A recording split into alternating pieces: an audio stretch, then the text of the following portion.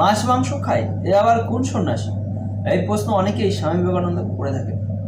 তার জন্য সব থেকে সঠিক জবাব, তিনি যাই খান না কেন, তিনি তো সাধু বেশে টাকার লোভ করেননি।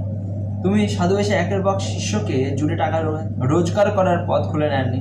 তিনি সাধু বেশ ধরে মানুষ ঠকানোর ফোন করেননি। তিনি সাধু বেশ ধরে টুকটাক বুঝিয়ে ধর্মকে নিয়ে ভয়ের ব্যবসা তো করেননি। তিনি সাধু বেশ ধরে মানুষকে ধর্মের নাম বিভ্রান্তও করেননি। উনি ছিলেন আধ্যাত্মিক পুরুষ। ওনার মতো হওয়ার ক্ষমতা যাদের নেই, তারাই স্বামী বিবেকানন্দের ওপর আঙ্গুল তুলে তাকে নিয়ে কটূক্তি করে। আর কেউ আছে স্বামী বিবেকানন্দকে দেখিয়ে ধর্ম ব্যবসা করে। তিনি কি বলেছিলেন?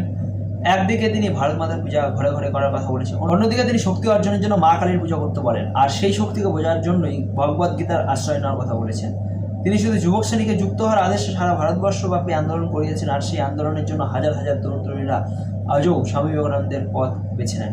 তিনি নিজে একজন সন্ন্যাসী হয়েও সবাইকে যে সন্ন্যাস নিতেই হবে তার উক্তি বা যুক্তি দেননি। তিনি প্রত্যেককে কর্ম করার কথা বলেছেন এবং তাই তো তিনি মহান, তাই তো তিনি আমাদের আইকন।